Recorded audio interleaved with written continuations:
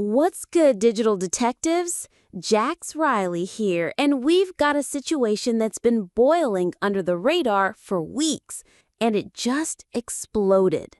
Teresa Weatherspoon didn't just get fired from the Chicago Sky, she was set up.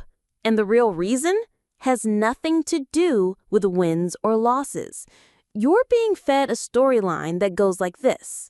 Oh, the team was struggling, Angel Reese wasn't enough, the locker room needed change, so they fired the coach. End of story, right? Wrong. Dead wrong. Because what I found after connecting the dots, diving deep into league sources, player whispers, and media silence, is a truth that flips the entire narrative upside down. And yes, it's bigger than basketball. Let's go back to the start. Teresa Weatherspoon was hired in January 2024, but she didn't build this team. She didn't sign these players. She didn't set this culture. She inherited a chaotic mess. The roster, already constructed. The locker room, already divided. The front office, already in damage control. So what did they do? They handed her the steering wheel of a bus already on fire, then waited. And the moment the flames got worse, they pushed her under it. Let me be crystal clear. This firing was never about coaching. It was about protecting someone else, higher up, someone who made critical mistakes in building this franchise and needed a shield, fast. Enter Teresa Weatherspoon. A respected legend, a first-time WNBA head coach, a woman who walked into this job with hope, heart, and absolutely no protection. Now, here's where it gets messy.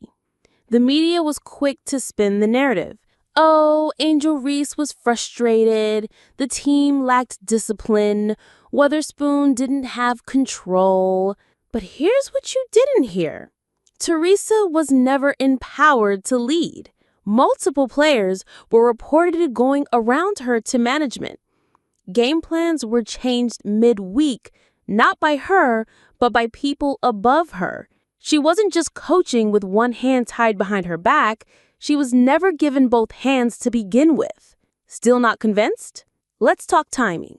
Weatherspoon was fired mid-season, not after a total collapse, not during a scandal, but at a time when the Sky were still mathematically in playoff contention. So ask yourself, why now? Why not at the end of the season? Because someone had to take the blame before the media heat turned toward the front office. And let's not pretend Angel Reese wasn't part of this storyline. Social media lit up with debates. Did Angel Reese get her fired? Was this about star power versus coach authority? Let me say this. Angel Reese is a rising force, but no player, rookie or not, has the organizational power to get a coach fired alone. But can her frustrations be used as a justification to protect execs? Absolutely. And that's what we're seeing. This wasn't Reese versus Weatherspoon. This was a distraction campaign, a smokescreen to keep you from asking one question. Who really broke the Chicago Sky? Spoiler, it wasn't Teresa. It was the suits behind the curtain, the ones who made roster moves that made zero basketball sense, who built a team without shooters in a shooting league, who brought in personalities that clashed instead of complemented. Teresa Weatherspoon tried to bring unity. She tried to build trust. She tried to coach. But when you're in a system that's already rigged against you, how long can you hold on? Look at her final games. The team played hard. They fought until the final whistle. But off the court, the politics were already in motion. And what's worse? When the firing came, it was quiet.